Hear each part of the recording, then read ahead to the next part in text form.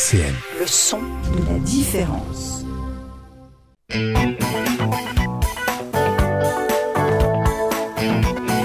On va pas se raconter d'histoire sur RCN, Philippe Rivet.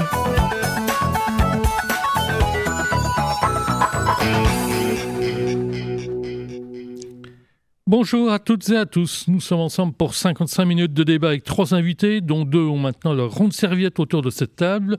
J'ai nommé Arnaud Gérard, cadre financier et blogueur, Mathieu Léritz, professeur d'histoire-géographie, militant politique et syndical, internaute à 16h également, et avec nous, un petit nouveau, Stéphane Massé, nouveau venu, donc, avocat, ancien bâtonnier de l'Ordre des avocats de Nancy, internaute, esprit libre comme les 2 premiers nommés, qui nous permettra de continuer à faire souffler un vent frais sur l'émission qui se déclinera comme d'habitude en 3 thèmes. Bonjour à tous les 3.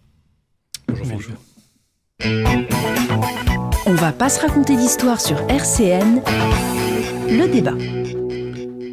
Examinons d'abord l'après-Barnier, qui me conduit à préciser que ce débat diffusé aujourd'hui vendredi 13 décembre a été enregistré jeudi en fin d'après-midi, avant l'annonce prévue de la nomination d'un nouveau Premier ministre.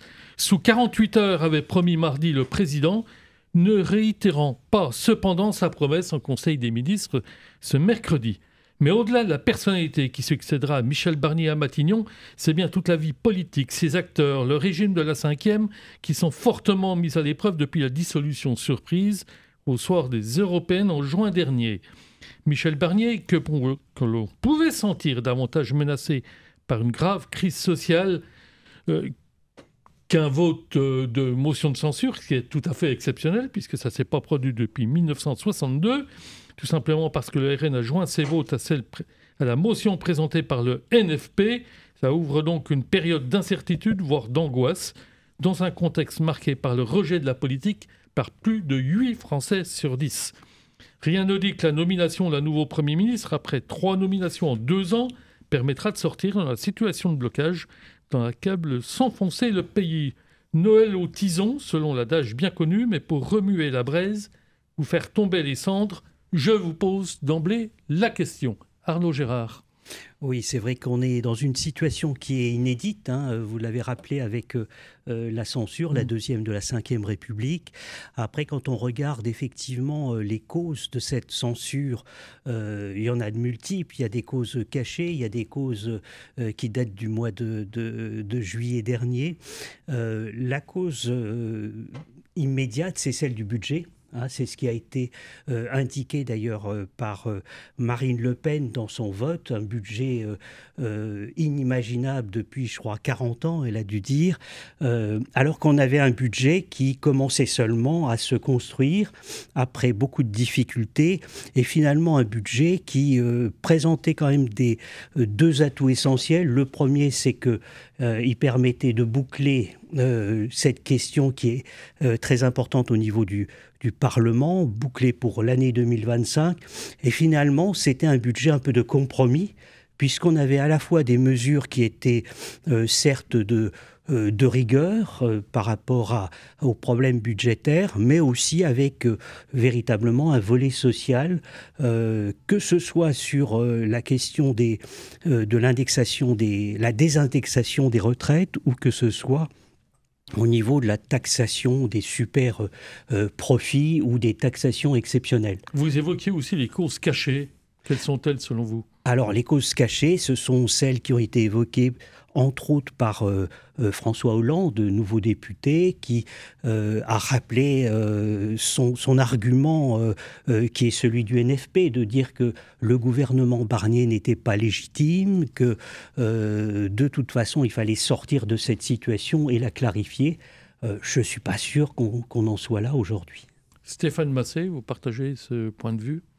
Oui, on a des causes multiples. La première, c'est le contexte politique.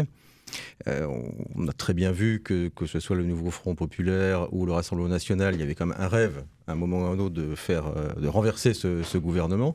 Donc il fallait attendre l'occasion et le budget l'a été. Après, au-delà du contexte politique, on peut se poser la question aussi de savoir si les institutions de la Ve République n'arrivent pas ne sont pas à bout de souffle. Est-ce qu'on n'a pas atteint peut-être quelque chose, un point de bascule? Parce que la Ve République, c'est quand même basé au départ sur le fait majoritaire, c'est-à-dire qu'un scrutin uninominal à 2 tours au niveau des législatives. Donc ça marche, si vous voulez, lorsqu'il y a une vraie majorité. On avait des périodes où la majorité changeait, où on avait une période de cohabitation. Là, on a 3 blocs. Avec 3 tiers à peu près. Donc forcément, est-ce que la Ve République, dans l'état actuel, est encore en capacité de faire face à une telle situation qui dépasse le fait majoritaire? Donc ça, c'est 6e République, point d'interrogation. Certains en parlent, certains en rêvent. Mais la question, je pense, se pose. Mathieu Léritz, pour vous, on est dans une crise politique ou une crise de régime? Moi, je crois qu'on est dans le fonctionnement normal d'une démocratie parlementaire qu'on a oublié depuis 60 ans, du fait, effectivement, de la radicalisation du régime présidentiel, ce qui fait que les Françaises et les Français se sont habitués à un fonctionnement vertical du pouvoir. Un homme, pas encore de femme pour le moment, qui nomme un Premier ministre, qui a une majorité en béton armé à l'Assemblée. Et donc, on a perdu la culture du débat. On a perdu la culture de l'opposition républicaine au sein du Parlement. C'est ce qu'on est en train de redécouvrir. Et c'est pas facile. C'est pas facile. C'est facile pour personne, je dirais. Pour revenir aux causes immédiates de la censure, je rappelle simplement, parce que je suis pas tout à fait d'accord avec mon collègue, je ne suis pas en désaccord avec ce que vous avez dit, mais il faut y ajouter que, certes, la gauche considérait, et considère toujours d'ailleurs, tout gouvernement qui serait dirigé par un homme ou une femme de droite comme illégitime, parce que qu'on le veuille ou non, dans la règle parlementaire que le président, semble-t-il, a oublié ou néglige, c'est bien la coalition majoritaire qui doit être en capacité de pouvoir tenter sa chance à Matignon, ce que le président a refusé. Donc ça, c'est vrai qu'il y a une question de légitimité d'un gouvernement qui ne serait pas issu de la gauche. Mais il y a aussi le fait que pendant des semaines, la gauche, toute la gauche, le NFP, a fait des propositions au Premier ministre Michel Barnier. Vous dites c'est un budget d'équilibre, mais c'est pas tout à fait vrai. Parce que à force de regarder uniquement à sa droite, il en a quand même beaucoup rabattu, notamment sur la taxation des plus riches. Il a quand même essentiellement tenté de créer une coalition à sa droite, voire à la droite extrême. Et finalement, celle qui a baissé le pouce, c'est Madame Le Pen. Voilà. Donc, si cette culture du compromis exigeant commence à progresser et s'impose, alors, eh bien, les choses pourront aller de mieux en mieux. C'est un peu la proposition que fait Olivier Faure depuis quelques jours. Mais est-ce qu'on n'a pas mis finalement la charrue un peu avant les bœufs en nommant Michel Barnier sans discuter programme, sans discuter méthode? Ce qui est en train de changer d'ailleurs, ce qu'aurait compris le président, puisqu'il a convoqué les principaux groupes politiques, sauf le RN. On peut d'ailleurs en passant se demander si c'est pas une erreur tactique de ne pas l'avoir invité au même titre que les autres partis, puisqu'il y en a un seul qui refusait, c'était LFI. Est-ce qu'on n'a pas donc mis la charrue avant les bœufs en nommant un homme, ou une femme, en l'occurrence un homme, Michel Barnier, sans discuter programme, sans discuter méthode? Est-ce qu'il n'y a pas des petits pas qui sont en train de se dessiner là? Stéphane Massé. Oui, je pense que la responsabilité du président de la République est écrasante dans cette situation, parce que il y a effectivement cette position qui a été celle que vous avez rappelée, mais encore aujourd'hui, c'est-à-dire on a quand même la nomination éventuelle d'un Premier ministre, qui logiquement est nommé à l'heure où on nous écoutera, mais avec la volonté de ne pas toucher aux acquis, entre guillemets, de la Macronie. C'est-à-dire on ne touche pas à la réforme des retraites, on ne touche pas à tout ce qui a été fait, c'est-à-dire on accepte qu'il y ait une nouvelle majorité législative européenne qui a contraint le président de la République à dissoudre, mais on ne veut surtout pas qu'il y ait une nouvelle politique en quelque sorte, parce qu'il ne faut pas toucher à ce qui a été fait du côté de la Macronie. Donc on fait du surplace, Arnaud Gérard, hein, vous êtes d'accord avec... Et pour combien de temps Pour combien de temps le surplace? Oui, la clé du problème, c'est effectivement sur le budget. Et je ne suis pas en accord avec mon interlocuteur en face. C'est tout simplement... En face, c'est Mathieu Léritz. Hein, voilà. Parce qu'il faut qu'il y ait une cohérence au budget. Et ça, c'est la grosse difficulté. Et je pense que le programme du NFP au niveau budgétaire, au niveau de la fiscalité, l'écrasement fiscal est quelque chose qui est impossible du point de vue économique. C'est peut-être là où il y a eu une erreur de la part des socialistes, des modérés de gauche, de rejoindre cette majorité. Parce qu'on va se retrouver dans une situation où effectivement, il y a d'un côté, entre guillemets, la défense de l'héritage Macron, qui avait une qualité, je dirais, c'est d'essayer d'atténuer ce qui s'était passé à l'époque Hollande au niveau de la fiscalité, qui avait été quand même très très forte. Donc il fallait rétablir les choses. Après, l'inconvénient majeur a été de ne pas traiter plus à fond le budget. Il y a eu cette fameuse réforme des retraites qui est importante du point de vue budgétaire, mais qui en fait n'a aucun impact aujourd'hui sur la situation budgétaire, puisqu'on se projette sur les années à venir, et comme elle est récente, elle n'a pas de poids véritablement sur le budget social en tous les cas. La fiscalité était forte sous Hollande, hein, vous venez de le rappeler, puisque Pierre Moscovici, le ministre de l'économie, avait parlé éventuellement d'un ras-le-bol fiscal. Pour être tout à fait juste historiquement, il faut rappeler que les impôts ont commencé d'augmenter sous Sarkozy en 2011. Déjà, est-ce qu'aujourd'hui, on peut encore se permettre d'augmenter les impôts ou d'aller chercher, de faire la poche des Français là, Mathieu Léris? Ah, de certains Français, j'espère bien, oui, bien sûr. Hein, de certains Français, de certaines Françaises, très minoritaires et qui, depuis 30 ou 40 ans, au nom d'une politique d'attractivité pour les capitaux étrangers, et donc derrière l'emploi, c'est le ruissellement, etc., depuis 30 ou 40 ans, la part qui est demandée d'effort fiscal aux plus aisés d'entre nous ne cesse de baisser. Voilà. Et on voit bien que c'est un clivage très fort entre la gauche et la droite. Hein. Un homme ou une femme de gauche ne parlera jamais d'écrasement fiscal. Il ou elle parlera de justice fiscale, ce qui n'est pas tout à fait la même chose. Moi, j'estime que de la part, effectivement, de ceux qui gagnent le plus, à tort ou à raison, hein, de ce point de vue-là, que ce soit justifié ou pas, que dans une situation difficile comme la nôtre, pour participer du remboursement d'une dette qui a été creusée par l'actuel président, pour participer au redéveloppement des services publics dont on a bien vu au moment du Covid à quel point ils étaient nécessaires, parler de la santé, de l'hôpital, etc., même des forces de sécurité, eh ben oui, il faut effectivement une augmentation de l'effort fiscal, l'effort de solidarité, et qui soit d'abord demandé aux plus riches des Françaises et des Français qui, depuis 30 ou 40 ans, je crois, n'ont pas trop à se plaindre de la politique des gouvernements. Mais c'est là une différence, je dirais, entre la gauche et la droite qui est légitime. Voilà, ça ne fait pas de notre débat une espèce de guerre sociale. Il n'y a pas d'un côté les partageux, de l'autre les ultra-conservateurs. C'est une question effectivement de rééquilibrage.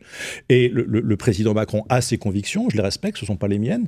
Et le NFP a porté d'autres possibilités que le président n'a pas voulu entendre, donc le Premier ministre non plus, d'où le fait qu'il s'est mis dans la main du Rassemblement national. Donc, j'entends vos réactions là-dessus. Stéphane Massé rappelait il y a un instant, je crois que ce sera tous d'accord, qu'il y a une tripartition, effectivement, de l'Assemblée. Est-ce que ça ne masque pas encore la permanence d'un clivage gauche-droite en France, ce que rappelait récemment Brice Teinturier suite à l'enquête menée avec l'Institut Montaigne, la Fondation Jean Jaurès, Ipsos et Le Monde. Est-ce qu'il n'y a pas encore au fond ce clivage gauche-droite classique depuis au moins la Révolution? Ça peut ressurgir, et je dirais tant mieux, dans le sens où il faut absolument qu'il y ait une réponse par rapport aux extrêmes. Les extrêmes enferment le bloc central depuis pas mal d'années, et on voit le résultat. Donc, ce qui est difficile en ce moment, c'est qu'on est obligé d'avoir un compromis. Pour ça que tout à l'heure, je soulignais les qualités, certaines qualités du budget Barnier, c'est qu'on avait quand même une fiscalité qui était dirigée, certes, faible, hein, mais après tout, on est dans une période où il faut aussi investir. Et puis, il y avait aussi cette volonté d'essayer de freiner un petit peu les dépenses globales de l'État. Et c'est vrai qu'aujourd'hui, on se retrouve dans une situation où, si on n'a pas de gouvernement, après tout, on peut avoir aussi des difficultés à trouver des solutions, des compromis. Hein. Il n'y a pas de raison que tout change du jour au lendemain. Et qu'on ait des difficultés à faire une loi rectificative en janvier. Et qu'on se retrouve avec cette situation, de toute façon, l'indexation, par exemple, des retraites, hein, qui est automatique.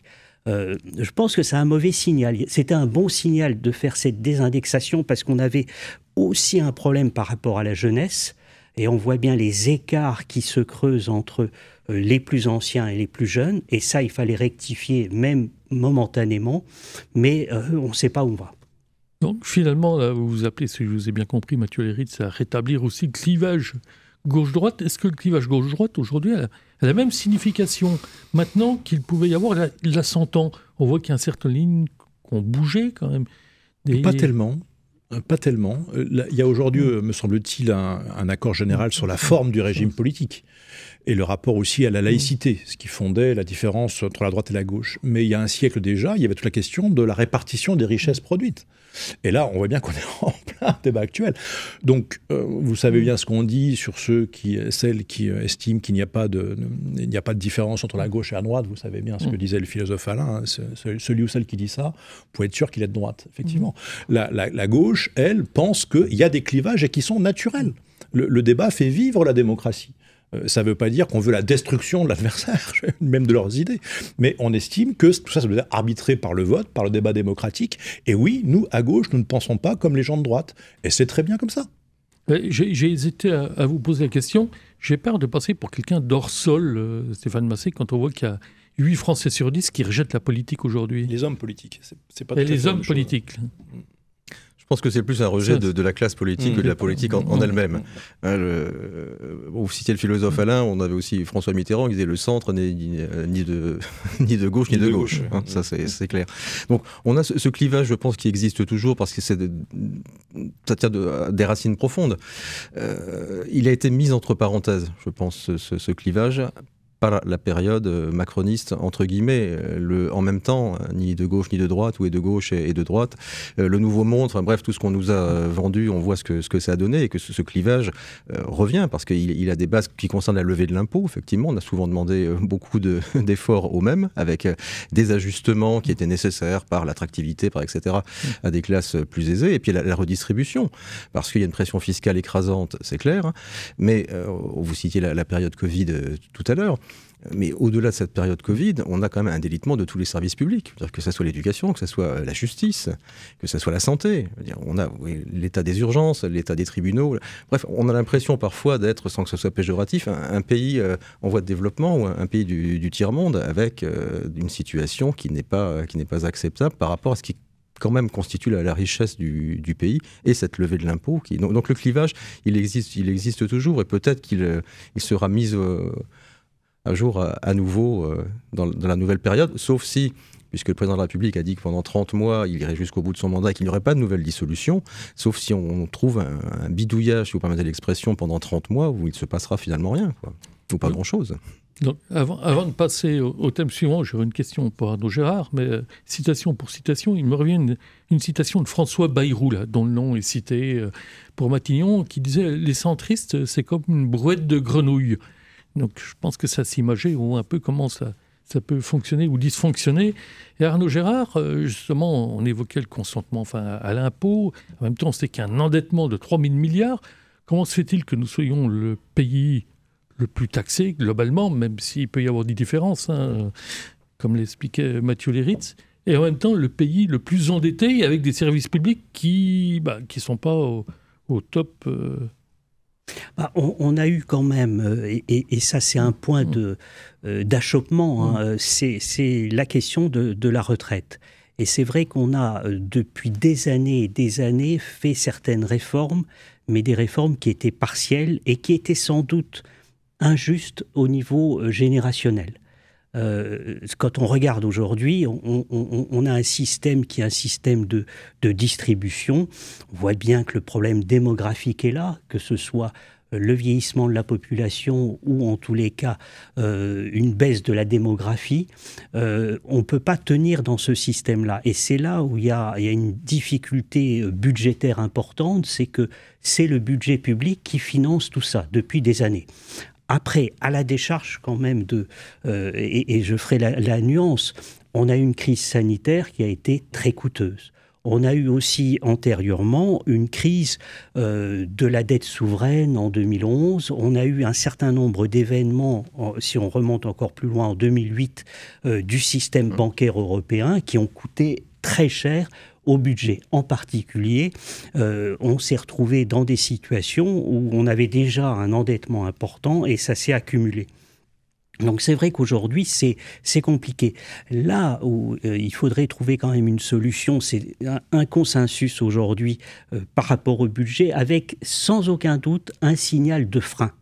Alors après, comment le faire, porter sur quoi, etc., c'est la question qui est essentielle aujourd'hui, à la fois pour les Français, mais aussi pour que le budget puisse passer et soit efficace.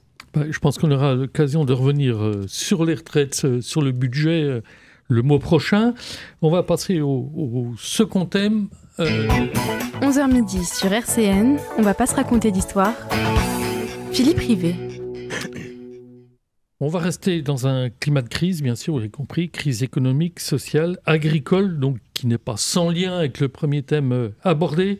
Commençons, si vous le voulez bien, par la plus visible, enfin, ou tout au moins celle qui renvoie le plus facilement à notre imaginaire, une forme de nostalgie, la France couleur sépia, la France agricole, la crise agricole. Le nombre d'exploitations a été divisé par 3 en 40 ans.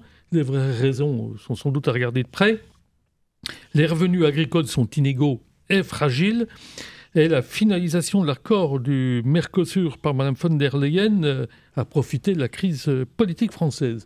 Mais je renouvelle ma question que j'avais posée à mon invitée précédente, qui était la députée Estelle Mercier. Et si le Mercosur n'était finalement que le bouc émissaire d'une agriculture française à la dérive? C'est une question qui avait été posée par le journal L'Opinion, plutôt de tendance libérale, assez brutalement au mois de novembre. Pour l'instant, je n'ai pas trouvé d'autre manière de poser la question aussi directe, de façon aussi pertinente. Quelle est votre réaction? Est-ce que ce n'est pas la question clé, Mathieu Léritz? Alors, j'avoue humblement que je ne suis pas un spécialiste de la question, mais il se trouve que, par un heureux hasard, peut-être c'est pas un hasard d'ailleurs, parmi les députés socialistes que nous avons en Meurthe-et-Moselle, enfin les parlementaires socialistes plus exactement, 2 d'entre eux sont agriculteurs, puisqu'on a Dominique Potier dans le Toulois et on a Olivier Jacquin. Et les 2 sont des agriculteurs. Le premier député, le second est sénateur. Tout à fait. Et donc au moment de la précédente crise agricole, elle succède de plus en plus vite, nous avait expliqué toute une série de choses avec des camarades, donc des membres du parti, qui sont aussi... Puisque vous êtes membre du Parti socialiste. Tout à fait. Et qui sont aussi exploitants agricoles. Et nous ont dit quand même à quel point la situation était très diverse. Alors, sans rentrer dans les détails, il faut quand même commencer par dire que c'est un métier extrêmement dur. Moi, j'étais assez surpris, moi qui n'ai qu'un rapport très éloigné avec les choses de la campagne et de l'agriculture en général. J'étais surpris quand ils nous ont raconté le travail agricole. C'est quelque chose d'effarant, en termes d'absence de vacances, d'horaires, etc. Enfin, c'est un travail démentiel. Avec des situations, vous l'avez dit, Philippe, qui sont très différentes. Ils ont dit très clairement qu'il y avait une partie d'agriculteurs qui vivaient bien. Mais une autre, effectivement, qui est menacée notamment par la concurrence étrangère. Alors, la question, c'est celle, en fait, du protectionnisme. Voilà. Les accords avec le Mercosur sont sans doute intéressants pour les pays du Sud, donc pour les travailleurs et les travailleuses du Sud, donc il faut regarder ça de près.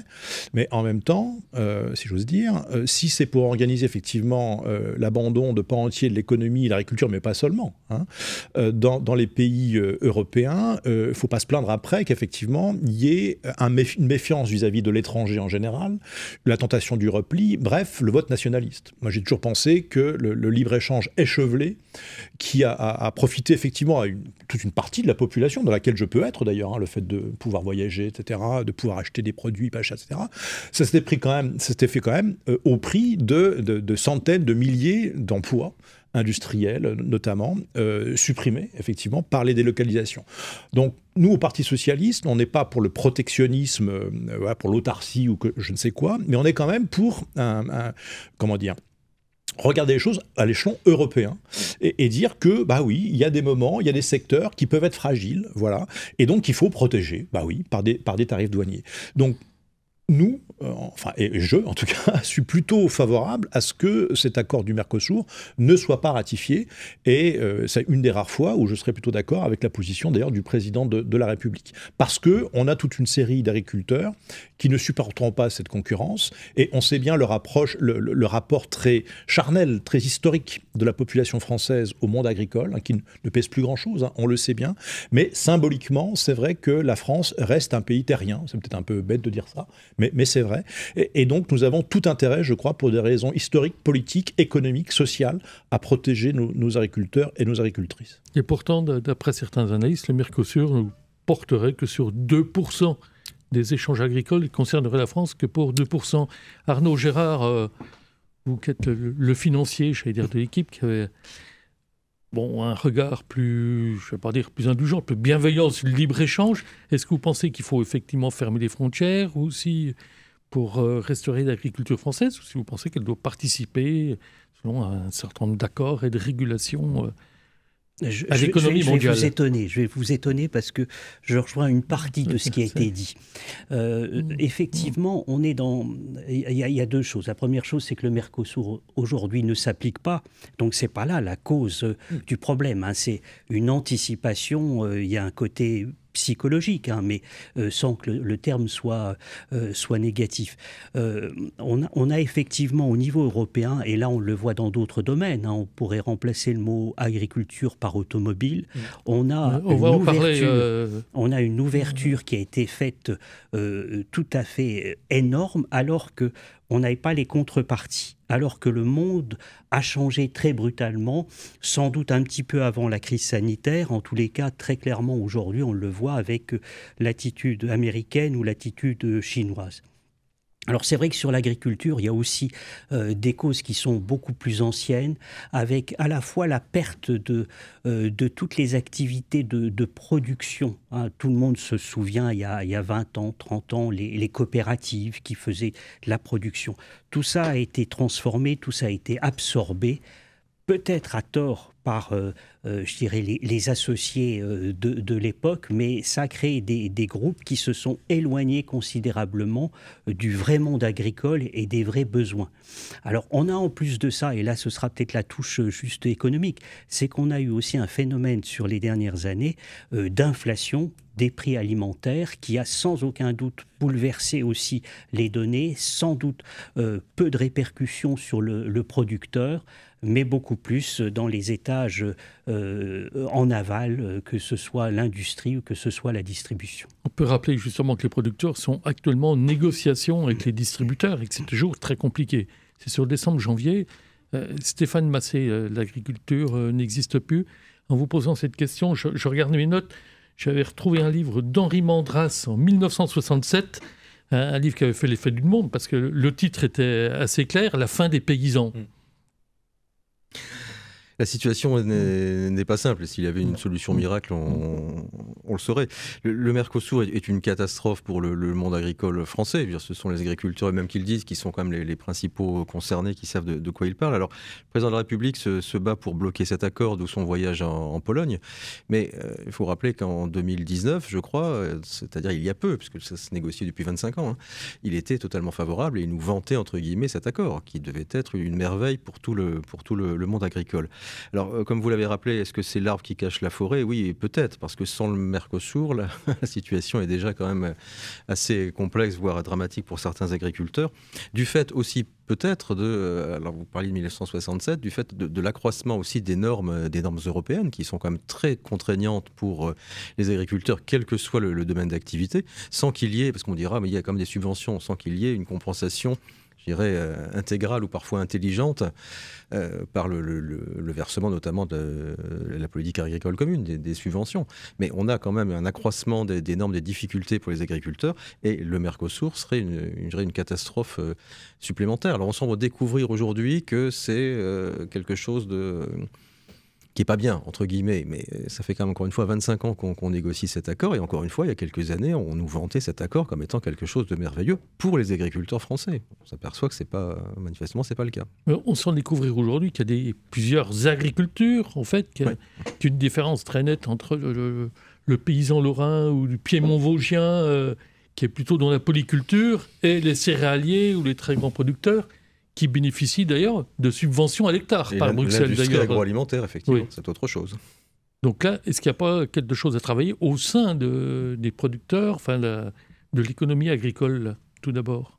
C'est pas un monde uni, ça c'est bien évident, que ce soit socialement ou du point de vue des productions. Après, effectivement, et les choses ont changé par rapport à ce qu'on pouvait imaginer, et doivent changer. C'est qu'on avait pris l'habitude au niveau européen de faire des accords globaux, hein, telle région avec telle autre région, sur tous les produits. On sait très bien qu'aujourd'hui, le Mercosur, c'est on laisse rentrer les produits agricoles d'Amérique latine contre les automobiles allemandes. Et ça aussi, c'est quelque chose qui est naturellement dérangeant parce que ça ne correspond plus aux besoins aujourd'hui, et en particulier quand on voit les secousses sur le même secteur automobile en Europe, du fait de l'ouverture encore de l'Union européenne aux véhicules chinois, donc sans contrepartie, bien entendu.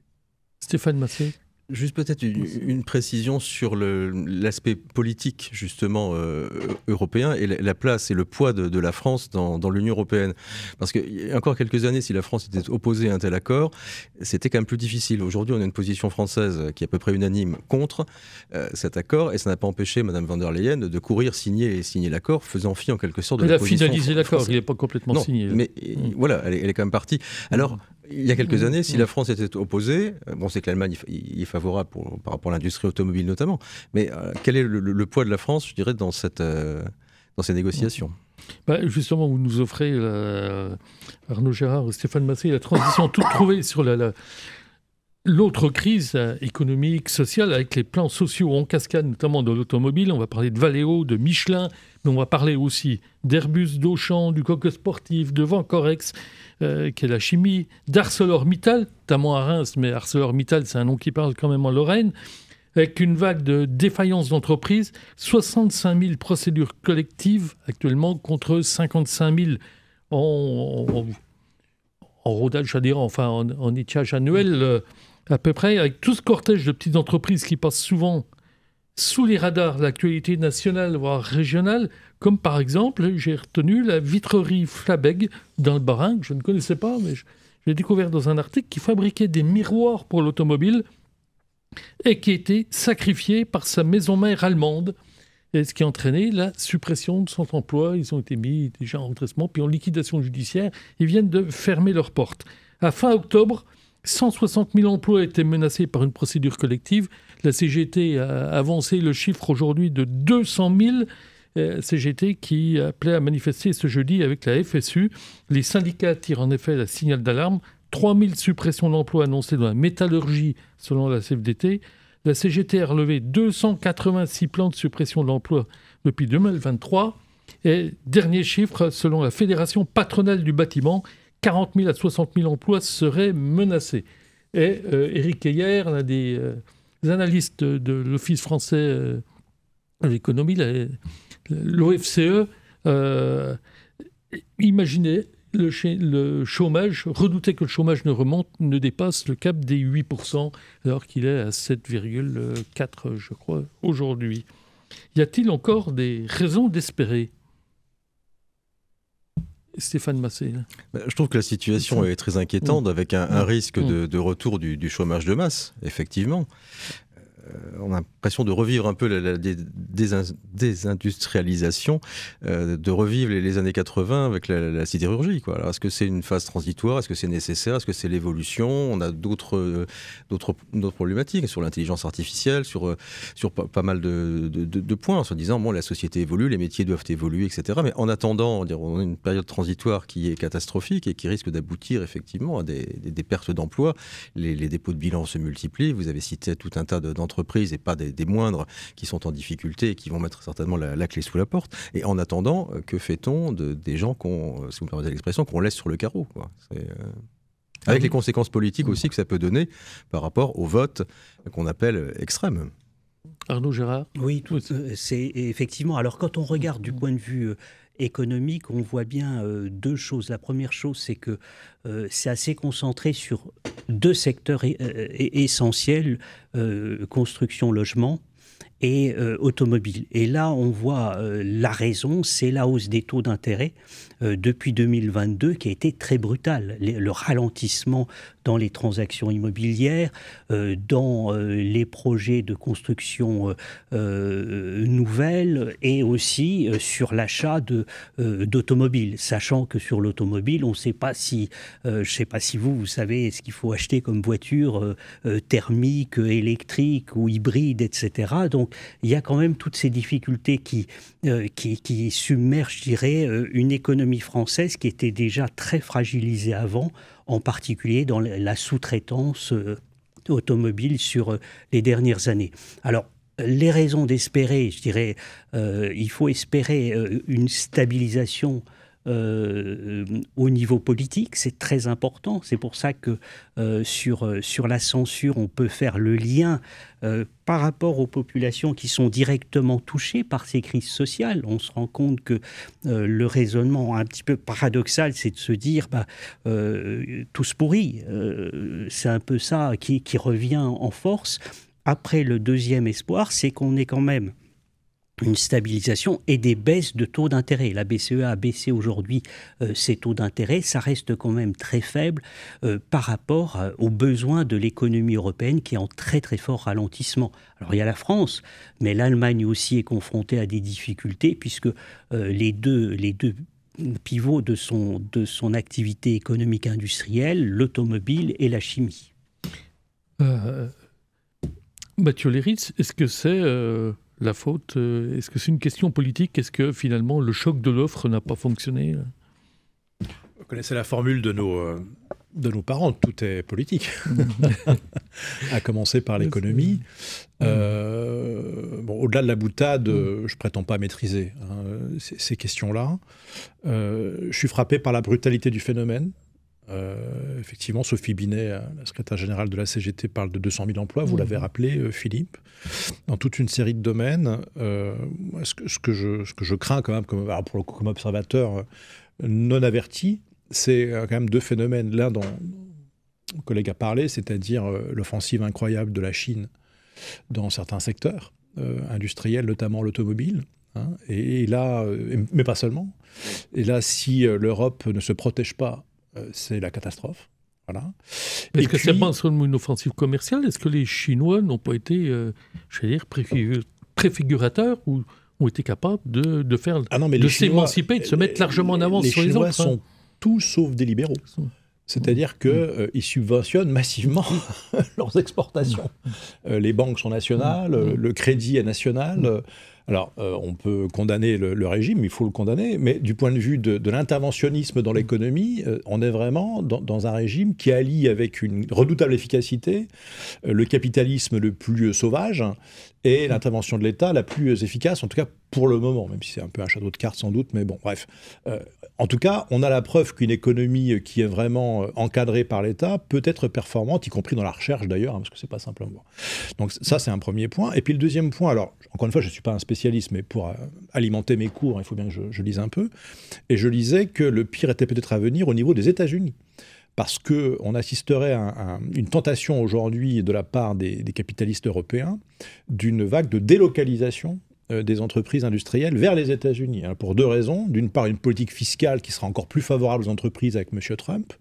Et puis aussi l'édification, là encore, d'un mur protectionniste aux États-Unis. Ce qui fait que... Trump l'a annoncé. Il l'a annoncé et il va le faire, parce que c'est un homme de parole, ce monsieur.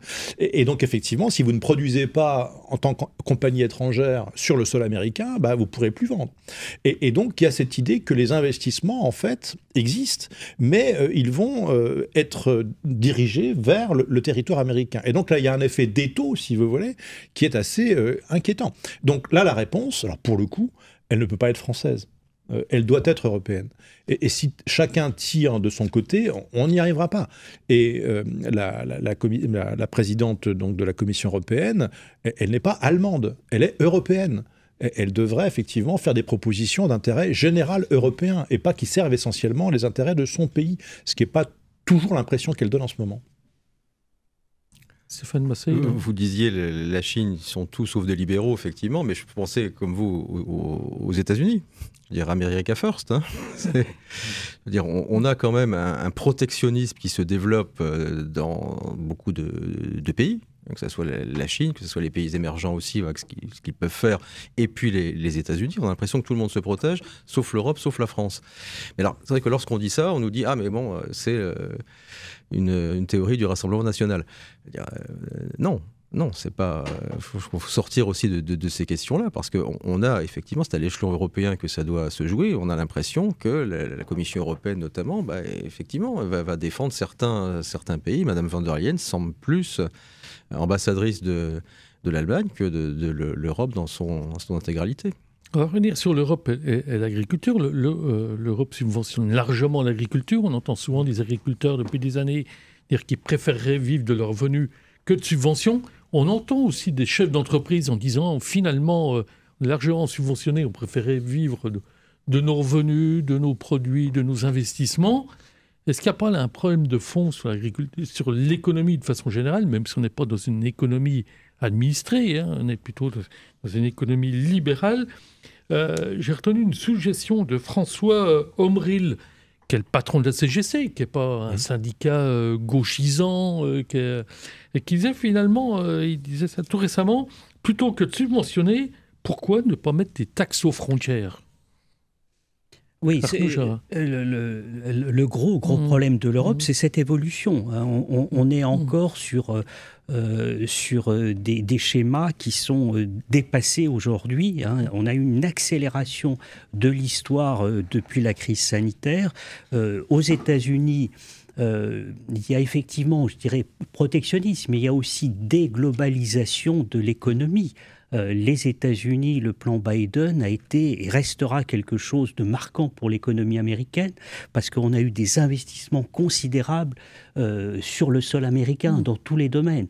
Alors, les États-Unis, naturellement, n'ont jamais été une grande puissance exportatrice et fortement importateur. Donc, il y a une rectification qui est en train d'être faite et qui a pris beaucoup de temps pour être réalisée. Mais nous, pendant ce temps-là, et c'est vrai que on est victime de la Chine. La Chine a certes un capitalisme d'État, mais vraisemblablement, quand on voit les plans de soutien à l'économie chinoise, ce sont des plans qui sont tournés vers le système bancaire qui est en train de craquer et qui a été aidé de manière inimaginable par les autorités de Pékin. Pourquoi ça a été fait ? Parce que toutes les régions, et on peut imaginer le dirigeant communiste de telle ou telle région, a voulu avoir son usine automobile, a voulu être le meilleur de la classe au niveau de la construction, et tout ça s'est effondré très brutalement.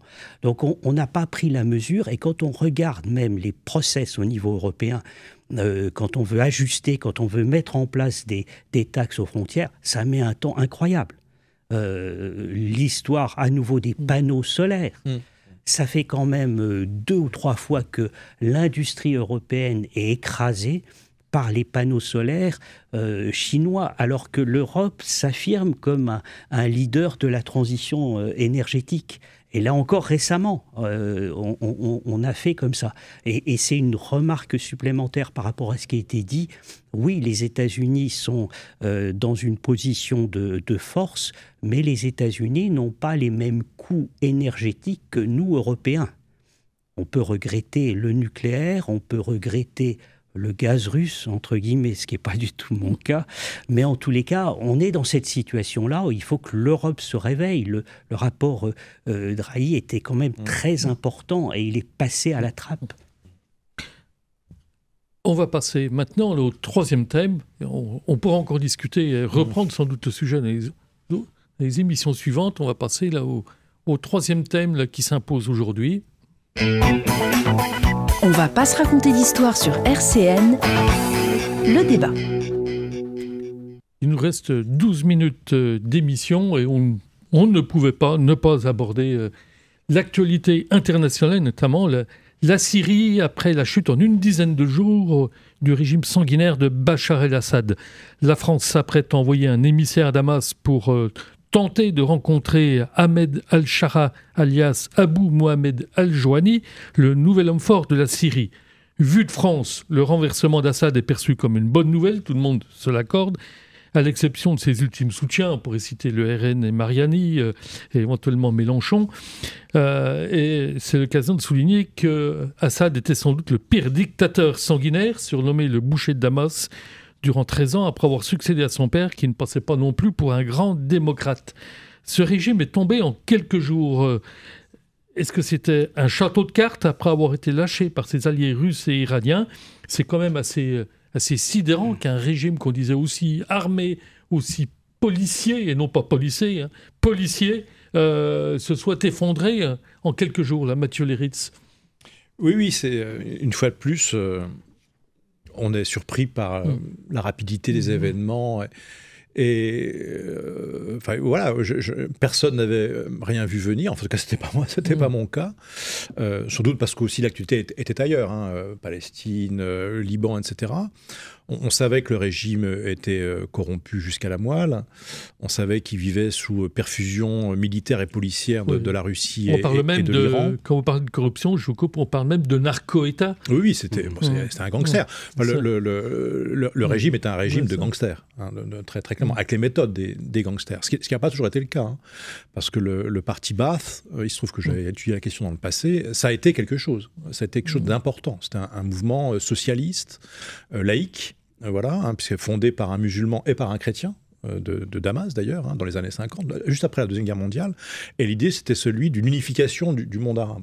Et notamment de la Syrie et de l'Irak. Tout à fait, Syrie, Irak, Liban. Voilà. Il y a eu d'ailleurs une union du temps de Nasser entre l'Égypte et la Syrie, qui n'a pas duré très longtemps. Donc c'était un mythe unificateur, mais très porteur et très ancré à gauche. Le problème avec les mouvements de gauche qui ne respectent pas les libertés, c'est qu'ils finissent toujours de la même façon. C'est-à-dire qu'ils oublient totalement ce qui est de gauche et il ne reste que les méthodes de gouvernement d'extrême droite. C'est ça qui s'est passé en Syrie. Et la confiscation du pouvoir par une famille, hein, le père et le fils. Le père était pas loin d'être pire que le fils, hein, de ce point de vue-là, parce que l'écrasement de la ville de Homs en 1980, c'est quand même quelque chose de particulièrement barbare. Simplement, voilà, donc on ne peut que se féliciter de voir des prisons ouvertes. On ne peut que se féliciter de voir des bourreaux traduits en justice, voire même exécutés. Personnellement, j'avoue qu'à un moment donné, voilà. Le problème, c'est ce qui va venir après. Voilà, hein, moi je ne sais pas qui sont ces gens. On dit que ce sont des gens qui sont des djihadistes, qu'ils avaient partie liée même avec l'État islamique. Hein, avec la participation de djihadistes français, voilà. D'autres on ignore le nombre. Mais d'autres sources que je connais bien nient cela. Disent qu'il y a eu une évolution et disent que dans le front qui a renversé le régime de Assad, il y a aussi des forces qui sont laïques, voilà, qui sont de gauche. Bon, peut-être, je ne sais pas. Force est de constater que pour l'instant, les prisons sont ouvertes, voilà, que les minorités chrétiennes ne sont pas menacées, semble-t-il. Alors, pour finir par là, parce que les gens de ma génération, on se souvient de 79 et du renversement du Shah.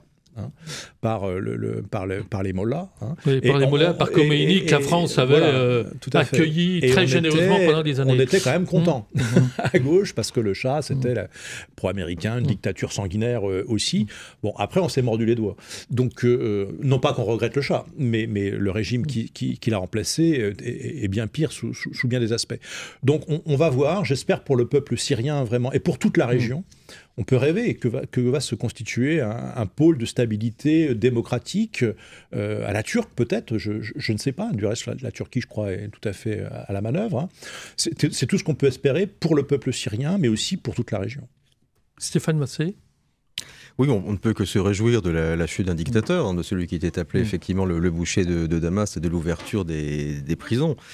Beaucoup se sont réjouis, mais en n'ayant pas suffisamment de prudence, je dirais peut-être pour l'avenir, parce que vous avez rappelé le Shah, hein, 1979... Bon, ça a donné effectivement l'Iran qu'on connaît aujourd'hui, hein, donc mais on a eu aussi l'Afghanistan à Kaboul, on a eu l'Irak avec Saddam Hussein, on a eu la Libye avec Kadhafi. On voit ce qu'ont donné aussi ces trois pays en termes de radicalisation, d'intégrisme, d'attentats terroristes aussi, de financement, de participation à toutes ces activités qui ne sont pas forcément que du narcotrafic, même si c'est lié, mais aussi pour la participation au djihad, qui reste quand même quelque chose qui pose problème. Alors bien sûr qu'on ne peut que se réjouir, hein. Là, je pas du tout d'accord en disant qu'on pourrait se réjouir aussi des exécutions et que tant mieux si certains étaient exécutés, parce que je pense que si on est abolitionniste, si on est contre la peine de mort, c'est quelque chose d'universel. Mais prudence, je dirais, dans l'évolution, surveillons quand même ce qui va se passer en Syrie, et notamment avec ces djihadistes français. Alors on parle de 100, 300, 3000, c'est difficile à évaluer, mais que faire de ces djihadistes français qui seraient sortis de prison parce qu'ils ont un passeport, sortant un passeport français, dont un passeport belge, et peuvent rentrer à tout moment en Europe, en toute légalité. Arnaud Gérard, est-ce que vous vous réjouissez aussi c'est l'inquiétude qui domine? Il y a effectivement la chute d'un régime terrible, corrompu et terrible, d'une famille aussi qui contrôlait toute l'économie, et il y a un rapport d'ailleurs qui a été mis en ligne par des journaux anglo-saxons de la direction du Trésor américain, qui est impressionnant sur tout le système de contrôle de l'économie, économie visible, économie souterraine, jusqu'aux milices, enfin, qui ont été contrôlées par cette famille. Donc oui, on se réjouit naturellement. J'aurais un point d'optimisme relatif, mais d'optimisme quand même, c'est le fait que, comme ça a été dit, la Turquie pourrait intervenir. Donc il y aurait sans aucun doute la volonté de la Turquie. On peut imaginer, je vous coupe, que les Kurdes sont moins optimistes que vous, là. Oui. Mais alors, c'est peut-être en plusieurs temps, mais la Turquie a vraisemblablement intérêt à stabiliser relativement la Syrie pour pouvoir sortir ces réfugiés syriens qui sont très très importants.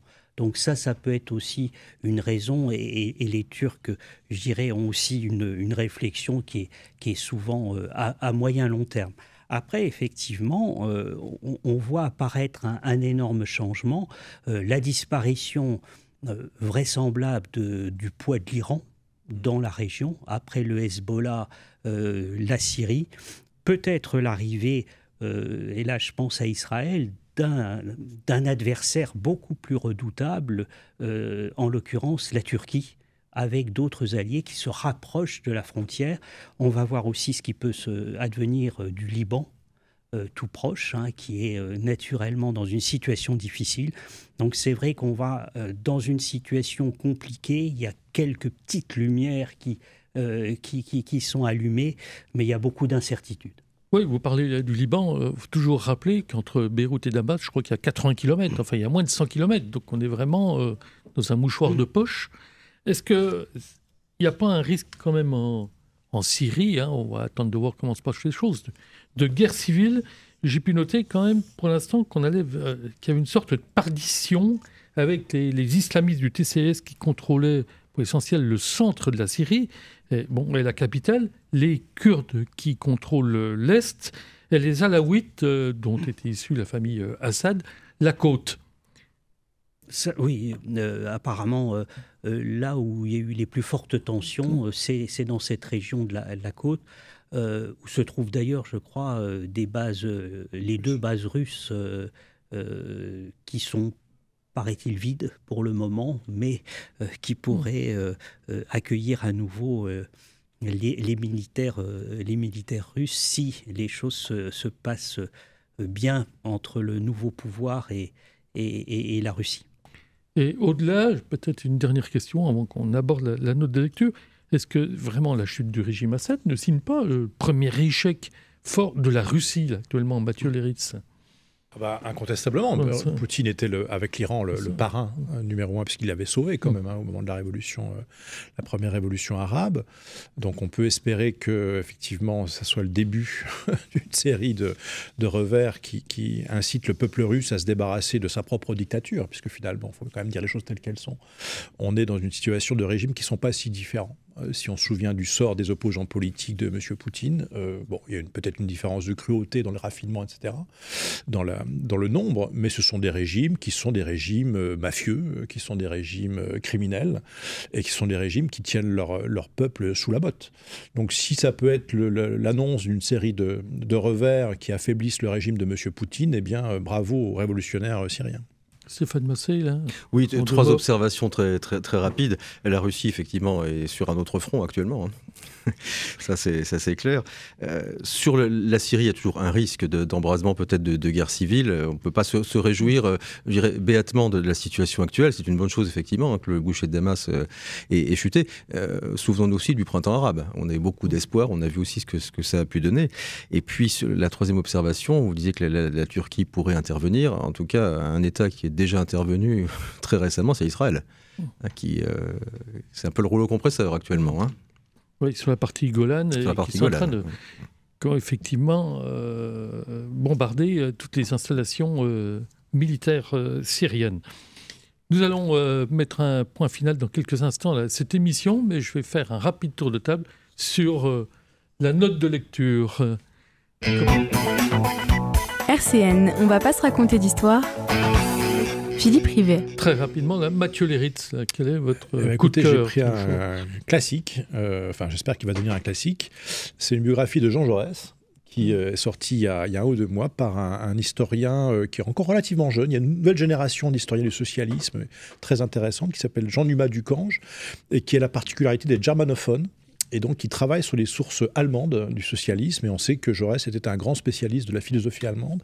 Et donc, c'est une biographie que je recommande, la biographie de Jean Jaurès, donc l'unificateur du socialisme, espérons, par Jean-Numa Ducange.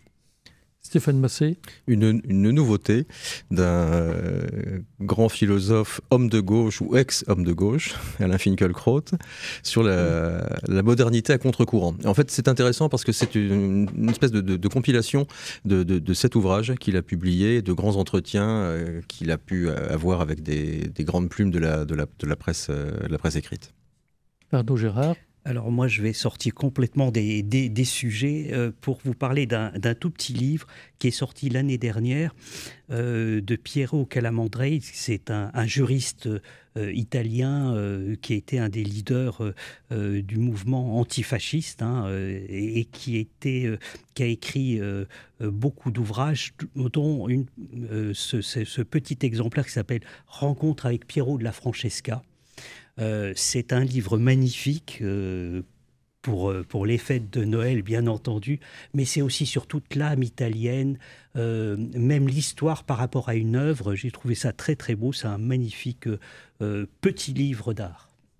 Eh ben, moi, je vais terminer avec 7 leçons sur la violence. C'est un livre paru aux éditions Odile Jacob de Marc Crépon.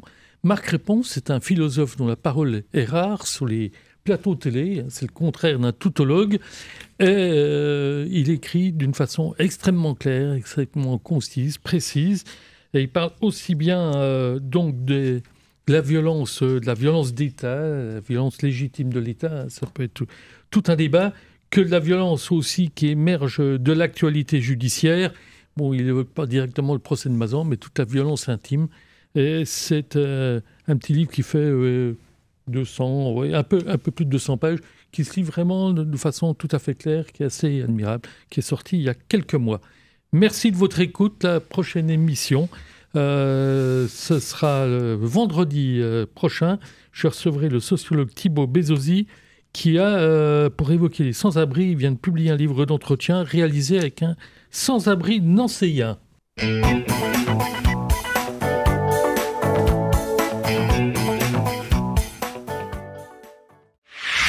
RCN, www.rcn-radio.org